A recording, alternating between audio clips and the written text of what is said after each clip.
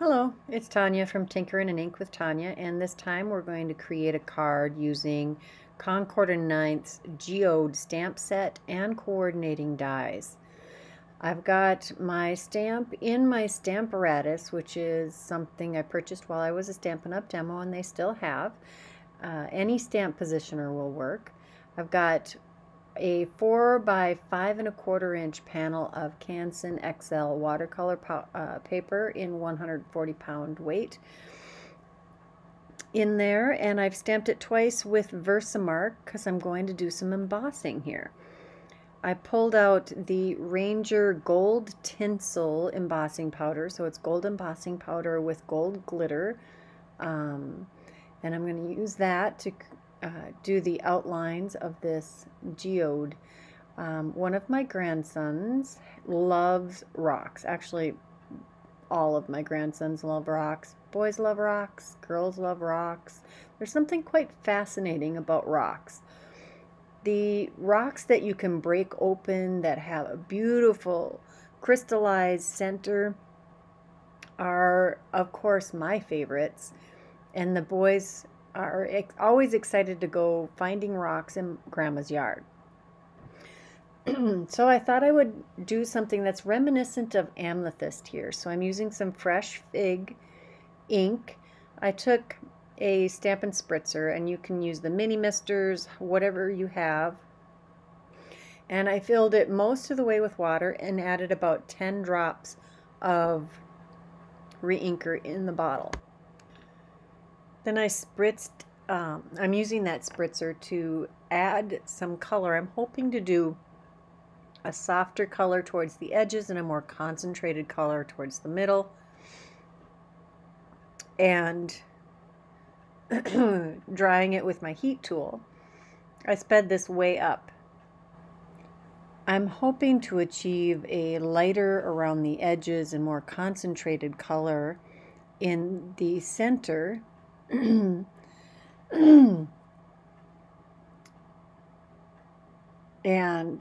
heat setting that again for some layers.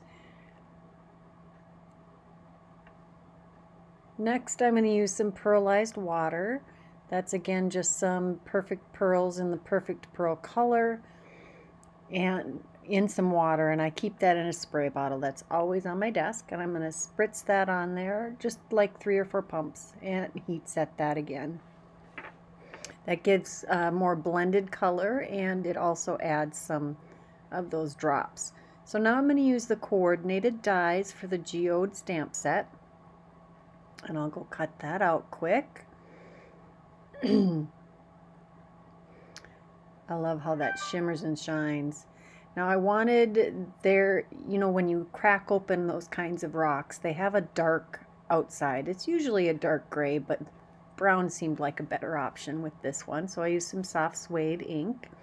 Now I'm using an embossing pen. I don't know if that brand is still available. I know there are embossing pens around. I've had that for over 10 years. I'm using some glitter, clear glitter embossing powder to add that geode center. I wanted it extra shiny. Here I'm using some of the sentiments from the stamp set. There are a load of sentiments in there. There's some single words like beautiful and strong and stay. So you can make sentiments that say you are strong, you are my rock, you are beautiful, thank you or thanks, and stay strong. Hope your day rocks. Thanks for being my rock. Thanks for being strong.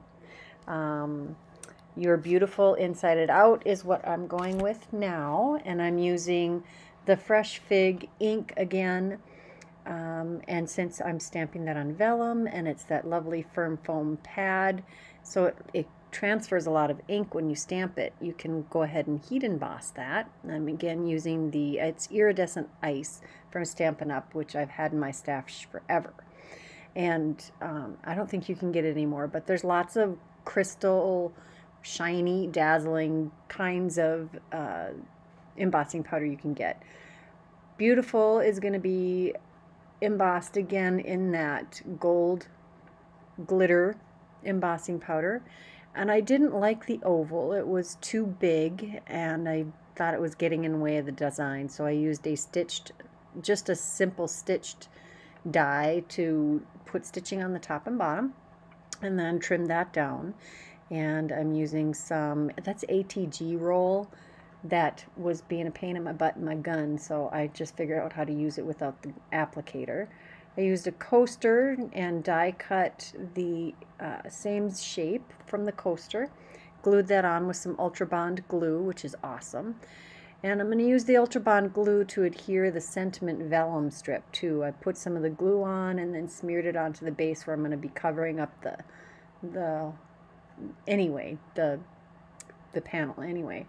Then I decided I needed a heart for the inside, so I'm going to emboss that in the same gold embossing powder on some vellum.